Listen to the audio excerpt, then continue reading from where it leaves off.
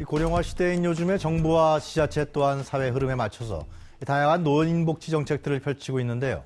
그중에는 지하철 무임승차 제도가 있습니다. 하지만 이 지하철 무임승차로 인해서 발생하는 손실도 막대하다고 합니다. 이 노인 무임승차로 인한 손실이 어느 정도인지, 또 이 제도를 폐지하는 게 진정한 해법일지 전문가 두 분 모시고 이야기 나눠보도록 하겠습니다. 사회공공연구원 이영수 연구위원, 한국노인의 전화 김효정 연구원 모셨습니다. 안녕하십니까? 안녕하세요. 네. 먼저 이영수 연구위원님께 여쭤볼게요. 지금 이제 노인 무임승차 문제 폐지 나온 거 신분당선에서 나온 거죠, 지금 현재. 네, 그렇습니다. 신분당선이 2011년부터 운영이 됐는데요. 네. 그동안에 적자가 누적되면서 한 4천억 정도가 적자이기 때문에 누적 적자가 있다. 누적 적자 4천억이고 그런 부분에서 수익을 확대하기 위해서 네. 그 레오트란스라는 운영회사가 이제 국토부에 무임을 이제 폐지해달라고 요청한 상태입니다. 이 신분당선은 지금 그러면은 이제 그 정부 지자체에서 운영하는 것이 아니라 민간 경전처리죠. 민간 경제체에서 운영하는 거죠. 그렇죠. 그러니까 그쪽에서 이 노인 무임승차를 폐지해달라 이렇게 주장하게 된 겁니까 지금? 네, 그래서 아까도 4천억 정도의 적자가 대신 누적이 되니까 무임 부분을 좀 유임으로 좀 돌려달라고 이제 국토부에 이제 승인을 요청한 상태이긴 합니다. 그럼 현재로 봤을 때 이 노인 무임승차로 인한 손실이 어느 정도 됩니까? 전체 6개의 지하철 공사를 보면 한 5천억 정도 되고요. 네. 그리고 서울 지하철, 지금은 서울교통공사로 통합됐는데 한 3,400억 정도로 되고 있습니다. 서울은 한 3,400억 400억 정도 400억. 되고 전국적으로 한 5천억 정도가 무임으로 이렇게 좀 손실분으로 좀 계산이 되고 있습니다. 이게 그러면 전체 지금 이제 지하철이라든가 서울도시교통공사 전체 손실액이 있을 거 아니에요? 그 차지하는 비중이 어느 정도나 되는 거예요? 전체로 보면 단기 순손실이 한 60% 정도 되고요. 노인 무임승차가요? 그리고 서울교통공사 같은 경우에는 한 60% 정도인, 한 80% 이상인 걸로 알고 있습니다. 서울교통공사에서는 80%가 전체 적자의 노인 무임승차 때문에 발생한다 이런 거예요? 근데 이제 그러니까 이 부분을 좀 잘 봐야 될 게, 그러니까 이 무임이라는 게 이제 이 무임으로 내신 분들이 이제 유료로 전했을 때에 받지 못하는 임금을 요금을 계산한 건데, 실제로 이제 요류로 전환했을 때는 이 정도의 수요 탄력성 때문에 그만큼의 손실은 발생하지 않겠죠. 그러니까 지금은 무임이기 때문에 많이 타지만 사실 유료로 바뀌게 되면 이분들은 이제 안 타는 분도 많기 때문에 이 돈이 전체적으로 실제로 이제 그 결손분으로 될지에 대해서는 그거는 이제 따져봐야 될 건데, 어쨌든 경토공사 입장에서는 이만큼의 무임이 발생했으니까 이만큼의 유료로 이제 수입이 안 잡혔기 때문에 이제 손실이다 이렇게 얘기를 하고 있는 거죠. 어떻게 보면은 회계상의 문제일 수도 있다, 뭐 그런 말씀이신 것 같아요. 실제로는 그게 발생할지 안 할지는 모르는 거긴 하죠, 사실은. 일단은 그렇게 지금 회계 처리가 돼 있다, 그런 말씀. 그 노인의 전화에서 지금 근무하고 계시잖아요, 김효정 연구원님. 이런 문제에 대해서 어떻게 생각하십니까? 지금 노인 무임승차에 대해서 계속 누적 적자가 발생하고 있고 그것 때문에 지금 손실액이 뭐 벗어나고 있지 못하다, 이런 문제에 대해서. 노인분들도 의견이 상당히 다양하세요. 이제 고령화 된다고 해서 노인 인구가 많이 증가하셨기 때문에 그런 부분에 대해서 이제 뭐 찬성하시는 분도 계시고요. 예전에 버스 같은 경우는 버스비를, 그러니까 버스를 무료로 타게 해드린 게 아니라 버스비를 현금으로 지급을 해드렸었거든요. 그럴 때에도 이게 무료로 이제 현금 가지고 내가 무료로 이용할 수 있겠다라고 긍정적으로 생각하시는 분들도 계셨지만, 우리는 이거 버스비까지 받을 필요는 없는데 이거는 복지의 차원을 좀 지나친 게 아니냐 이렇게 생각하셔서 그 돈을 버스비 입금된 거를 모아서 사회에 다시 환원하셨던 그런 분들도 계시거든요. 그래서 워낙 의견들이 분분하십니다. 어떤 분들은 이제 상당히 부담을 느끼시는 어르신들도 많이 계시다 이거네요. 진짜 어려운 사람들을 위해서 이 돈은 쓰는 게 더 맞겠다라고 생각하셔서, 그래서 이제 신노년 문화라고 만들어지면서 그분들이 사회에 환원했던 거 하고 또 정책 제안하고 해서 버스비를 현금으로 지급하는 게 없어졌죠, 이제는. 그러면 이제 아무래도 경제적으로 좀 어려우신 분들은 경제적으로 어렵지 않으신 분들하고 좀 의견은 좀 다르다. 그렇게 할 수도 있겠네요. 경제적으로 여유가 있으신 분들은 굳이 내가 뭐 지하철 무임승차할 필요가 있냐, 뭐 이런 여론도 있는.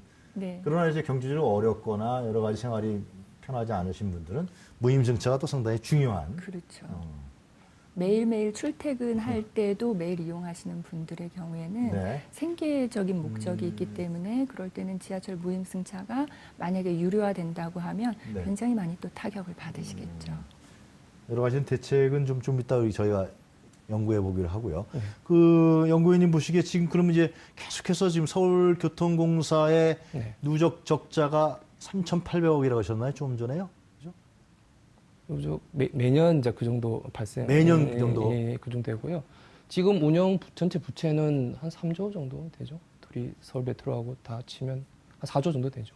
아니, 그러니까 그 네. 무임승차로 발생한 예. 그것이 한 3천억 정도 된다고 말씀하셨던가요? 예, 둘이 다 합치면 그 정도 네. 되죠. 예. 그럼 그 손실은 지금 어떻게 메꾸고 있습니까? 실제로 네. 원래 이 무임이라는 것은 노인복지법에 의해서 만들어졌고 중앙정부의 정책에 의해서 만들어졌기 때문에 사실 네. 중앙정부에서 지원을 해줘야 되는데요. 근데 이제 그런 지원이 없기 때문에 네. 그리고 지방정부에서도 지금 지원을 해주지 않고 있기 때문에 네. 그 부분을 그렇게 아까 말했듯이 그렇게 결손분으로 계속 이렇게 회계 처리만 되고 회계 있는 처리를 거예요? 이렇게 쌓아두고 있는 거죠. 그러면 그 지하철을 운영하고 전철을 운영하는 데는 지장이 없다는 건가요? 예를 들면은? 근데 그런 부분들이 그러니까 지금의 지하철 같은 경우에는 네. 그 원가 보상률이라는 게 있습니다. 그러니까 네. 실제로 지하철을 운영하는 데 있어서의 네. 발생하는 비용을 이제 요금 수입으로 얼만큼 이 보상이 되는지 이제 그렇게 계산하고 있고 그에 따라서 이제 안 되는 부분들은 이제 적자로 이렇게 쌓아놓고 있는데요. 그 부분에서 아까 이제 무임이 유료로 안 되기 때문에 그만큼 원가 보상률이 낮기 때문에 이제 그 요금으로 안 되는 부분들을 이렇게 적자로 이렇게 쌓아놓고 있는 거죠. 그건 단순하게 회계 처리상의 적자일 뿐이지.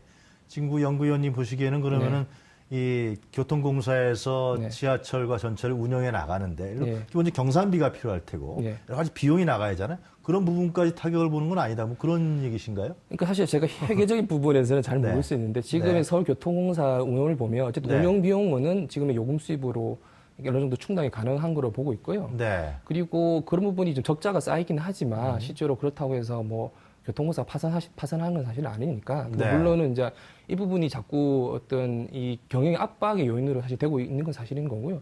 그리고 이렇게 경영 압박이 있기 때문에 여러 가지 운영 재투자, 그러니까 교통공사가 노후가 많이 닿기 때문에 이제 시설 노후화라든지 차량도 교체해야 되는데 네. 이런 이런 게 어쨌든 회계상으로 경영 적자가 잡히니까 투자 여력이 사실은 좀 세존되는 부분은 사실 있는 거죠. 예. 결국 그 교통공사는 독립재산제로 운영되는 거죠. 예. 서울시에서 뭐 예산 지원이나 그런 건 없습니까, 그러면? 뭐 지원할 수는 있는데요. 네. 사실 안 해도 그만이고요. 뭐 그렇게 딱히 뭔가 해야 된다는 건 없고요. 네. 예. 그래서 임의적이기 때문에 실제로는 기본적으로 독립재산제이고 서울교통공사가 벌은 돈으로 이제 비용을 다 충당을 해야 되는 거죠. 실제로 어쨌든 이 무임 부분들은 그 네. 어쨌든 노인복지법에서 만들어졌기 때문에 정부에서 지원을 해주면 사실 되는 부분인데 네. 워낙 그 교통공사 자체가 독립재산제로 운영되다 보니까 여러 가지 부분, 예를 들어서 지금 버스 환승 손실도 연간 한 2,500억 정도의 네. 그 부담을 하고 있거든요. 사실 이 부분도 지방정부의 정책이지만 전혀 지원을 받고 있지 못하는 거고, 그러니까 근본적인 문제는 저희 교통공사 이제 공기업으로서의 어떤 공공기 역할을 함에도 불구하고 그에 상응하는 재정적 지원이 사실 없다는 거죠. 그렇기 때문에 여기 대해서 뭐 노인들을 뭐 취입사를 해야 된다든지 부자나 가정하는 사람 많아서 해야 된다는 얘기인데 저는 안타까운 것은 어쨌든 지하철 자체가 그러한 공공적 역할을 한다면 전체적인 사회에서 좀 더 그런 공공 역할을 할 수 있도록 제도적이나 재정적 뒷받침을 돼야 되는데 불구하고 그러지 못하는 게 사실 현실인 거고 그게 근원은 알겠습니다. 어쨌든 독립초생자라는 문제가 있는 거죠. 그 대책은 좀 이따가 한번 저희가 예. 한번 논의해 보겠습니다. 현재 노인 인구가 계속 늘고 있죠, 그죠? 네. 네, 어느 정도입니까? 올해 네. 기준으로 하면 730만 명 네. 이렇게 예상하는데 이 수치가 이제 노인 인구라면 얼만큼이냐고. 65세 이상을 그렇죠. 말씀하시는 거죠? 네. 근데 이 730만 명 하면 확 와닿지 않으실 텐데 네. 지금 이제 노인 인구가 전체 인구 중에 퍼센테이지가 7%를 넘어가면 고령화 사회라고 얘기를 네. 하거든요. 사람으로 치면 중년 정도라고 보시면 돼요. 근데 14%를 넘어가게 되면 고령 사회라고 해서 네. 이제 노인으로 들어가는 거거든요. 근데 그 14% 넘어가는 시점이 2018년이에요. 아, 내년이군요. 곧이죠. 근데 더 시급한 건 8년 후면 고령 사회였던 것이 이제 초고령 사회가 되면서 네. 우리나라가 사람으로 치면 8, 90 정도의 나이를 든 그런 고령 국가가 된다는 거죠. 그러면 네. 젊은 국가하고 청년 국가하고 비교했을 때 경쟁력 면에서 상당히 뒤처진다고 볼 수 있고요. 요새 이제 100세 시대라고 얘기를 네. 하잖아요. 100세 넘은 노인도 2017년 기준으로 했을 때 4,500명이 넘으세요. 근데 그거보다 더한 것은 90세 이상 되는 노인이 매해 4,000명씩 증가하고 있다는 모습이에요. 네. 그래서 고령화라든가 이게 빠르게 진행된다는 얘기를 우리가 참 많이 하는데 그 표현도 부족하고요. 요즘에는 압축적 고령화다 이렇게 표현을 합니다. 지금 김효정 연구원께서 지금 설명을 쭉 해주셨는데 이 네. 문제하고 지하철의 노인 무임승차하고 연결시킨다면 어떤 해석이 가능합니까? 그러니까 노인 인구가 많아지기 때문에 우리가 이제 고령화 시대를 맞이해서 노인 문제가 심각하다 이렇게 얘기를 하는데 네. 지하철이 노인의 자유로운 발의 역할을 하거든요. 네. 그렇다면 이 이동이 자유롭다는 건 노인이 자립적이고 독립적인 활동이나 생활을 할 수 있게 해줘요. 네. 그렇다면 신체적으로나 정신적으로나 여러 가지 노후에 대한 대비책으로서의 그 큰 역할을 해주고 있거든요. 네. 그렇다면 노인 인구가 많지만 그 많아지는 노인 인구를 국가가 다 돌보고 책임져야 된다는 것이 아니고 많아지는 인구 중에 상당한 부분들은 활동을 통해서 자립적으로 활동하시니까 국가가 책임져야 될 노인 인구는 줄어들지 않겠느냐 이런 얘기죠. 그렇다 그러면은 지하철 무임승차 제도는 현재 초고령 사회 또 고령 사회 네. 진입 문턱에 있어서 네. 필요하다 그런 말씀이신 그렇죠. 건가요? 그래야만 노인분들이 자유롭게 자기 활동을 할 수가 있다. 네. 취업이 됐든 네. 다른 사람과의 교류가 됐든 네. 아니면 복지관에 다니시면서 여가 활동이 됐든 네. 여러 가지 면에서 지하철이 크게 작용 긍정적인 효과를 보여주고 있습니다. 실제로 그러면 지금 그런 통계라든가 자료가 있나요? 예를 들면 지금 노인분들이 네. 지하철 무임승차를 많이 하시잖아요. 네. 어느 지금 말씀하신 대로 뭐 복지관을 가는지 뭐 그런 네. 어디를 가시는지에 대한 1위, 2위 그 통계는 없는데요. 네. 저희가 그거는 했었어요. 네. 그 무임승차 표 예전에 이제 표로 지급됐을 때라든가 네. 이럴 때 노인분들이 어느 역에서 제일 많이 내리시는지 어느 역에서 제일 많이 내리시냐? 그거를 이제 서울 시내 이제 지하철역을 조사를 해봤더니 안국역이 단연 으뜸이었더라고요. 그건 왜 그렇습니까? 안국역하고 종로 3가 종강역 이쪽이 굉장히 많았었는데요. 네. 그쪽이 이제 노인분들이 많이 모이시는 곳이죠. 탑골공원, 파고다공원. 그래서 그 노인분들의 복지를 해결하기 위해서 너무 이제 길거리에서 계시니까 해결하기 위해서 안국역에 노인복지센터라는 큰 복지센터를 만들었습니다. 아, 그래요? 네, 시에서.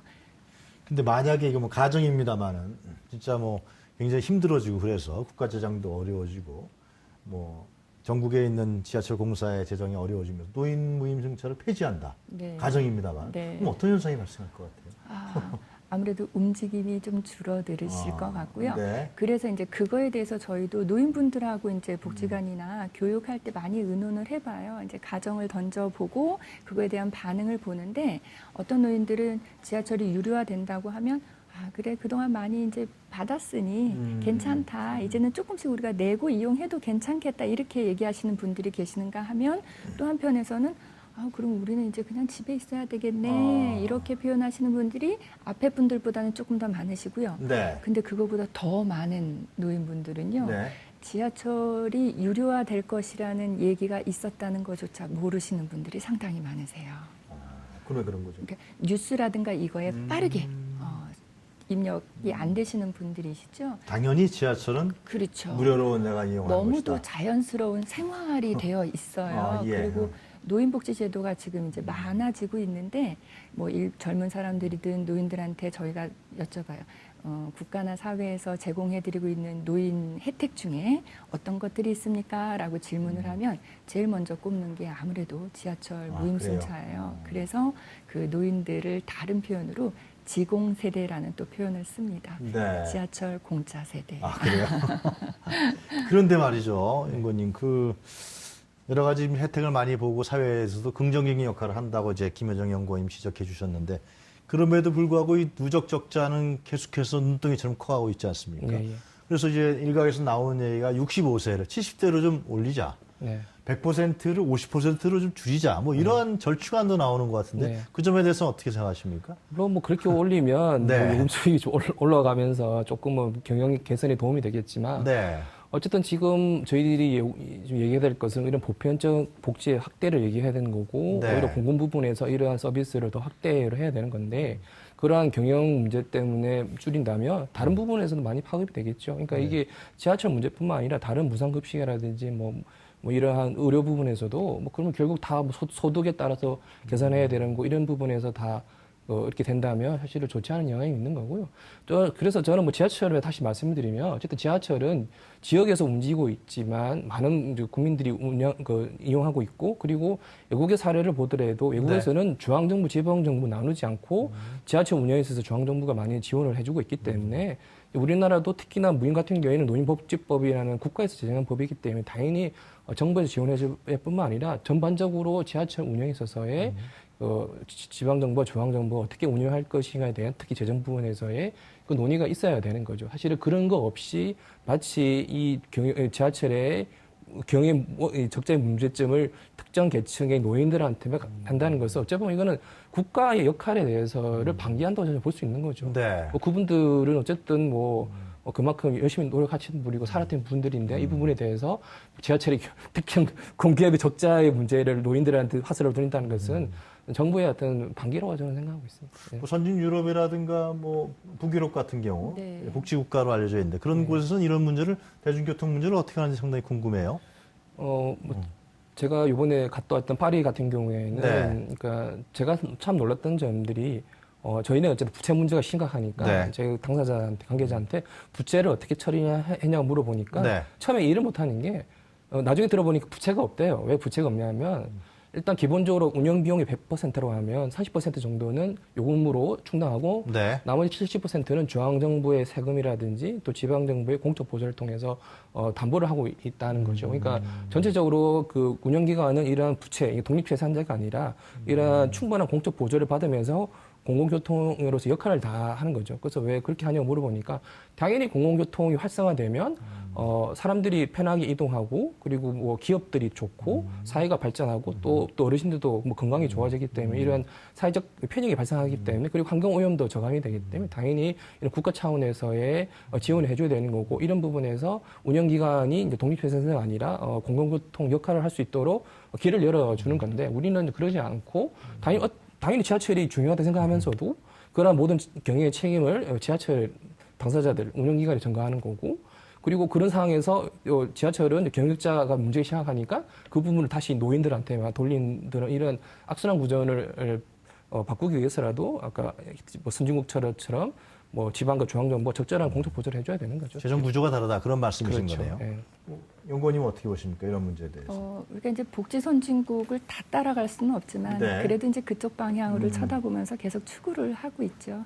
그렇다면 복지 선진국들은 교통뿐만이 아니라 노인들에게 꼭 살아가는 데 필요한 주거권이라든가 아니면 의료와 관련된 부분들도 상당히 무료로 도움을 드리고 있기 때문에 이런 부분들은 또 많이 우리가 본받아야 될 부분이라고 생각을 합니다. 그러면 결국은 이런 그 공사 측에서는 만성적자의 노인들의 무임승차 때문에 만성적자에 시달린다는 얘기를 계속하는 거 아니고 올해만 나온 얘기는 아니라고 생각되는데요. 이런 문제는 그럼 연구위원님 지적하신 대로 어떤 그런 재정 구조에 대한 일대 변화라 그럴까요? 그러니까 최소한 아까 얘기했던 서울교통공사 같은 경우에는 연간 한 6,500억 정도의 이제 공익 서비스 비용이 발생하는데 물론 그게 획기적으로는 뭐 드러난 건 아니지만 어쨌든 그 부분에서 공적 정책인 만큼 보조가 필요하다는 말씀 드리는 거죠. 네. 뭐 마지막으로 하실 말씀 없으십니까? 이제 이거 지하철 관련해서 적자 부분 관련해서 이야기가 진행되고 있긴 하지만 노인의 기준 연령 65세를 좀 올려야 되겠다는 이야기들은 지금 사회적으로 많이 이야기가 되고 있고요.